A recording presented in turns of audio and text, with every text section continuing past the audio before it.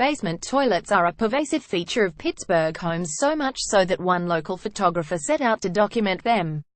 And although local law suggests they were first installed so that mill workers and miners could clean up before entering the main part of the house, multiple local experts said they couldn't verify that, and most declined to weigh in on how these mysterious home features came to be.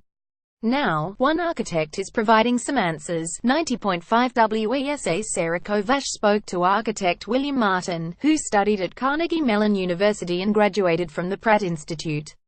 The New Jersey resident is also chairman of the Historic Preservation Committee at the Pascack Historical Society. Martin said they weren't designed for steelworkers. In fact, they weren't even meant to be used. Their conversation has been edited for length and clarity. Sarah Kovash: these toilets are usually found in pre-World War era homes. Can you give me a little background as to what plumbing was like then? William Martin: well, they go from just before World War II to back to about the 1880s, depending on where you are in the country and depending on whether or not your city had sewers in the streets or not. So, about the mid-1800s is when cities realized that in order to develop and have density of population to protect their populations, they needed to have underground sewers in order to deal with all of the trappings of a dense population. The large cities, especially in the Northeast, began to put sewers into the streets. In some cases back then, they didn't have the piping we had. They would use trees and hollow out the trunk, and it would use that as a sewer pipe because they needed the big size of the pipe to make it work. Kovash: how effective was that as a sewage pipe? Martin: it worked very well for a long time. But as the population increased, and there's more and more of fluid flowing through the pipes, they began to have some issues. You know, you have clogs and things like that. And then of course as the technology advanced through closer to 1900 and in the early 1900s, the early 20th century, they had new materials for piping and things gradually got better in terms of the sewers and how they worked.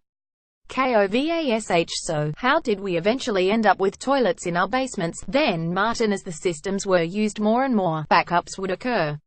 And when a sewer backed up, it would back up and it fills up the pipe like you're filling up a jar.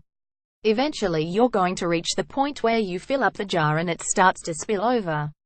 Well, in a home, what happens is the sewage backs up the pipe and into the fixtures that are connected to it.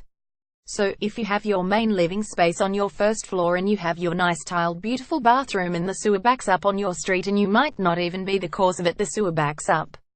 It's going to come up through your bathtub, it's going to come up through your toilet, and it's going to spill over, and it's going to be all over your living space. So the idea was to put a toilet fixture in the basement, and that's why they're by themselves, because they really weren't meant to be used. And they are at the lowest point of the system. So, as the sewer backs up, it will make itself known in the basement, because the toilet in the basement would overflow and into largely an unfinished basement, and then you would know to alert the city that there was a clog, that they needed to clear it. And once the clog was cleared, you could then clean up the mess.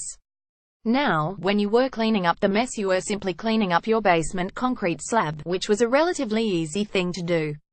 This is also the reason why people did not finish their basements, because the sewer backups did occur from time to time.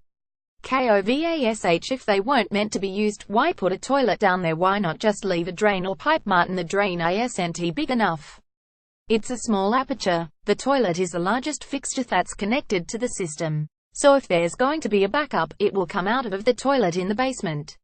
If you put it on a floor drain, what will happen is, as the sewer backs up, it will continue to back up, fill up the plumbing once, and you'll have the same problems upstairs. You need to give it the simplest way to get out, and that's what they did.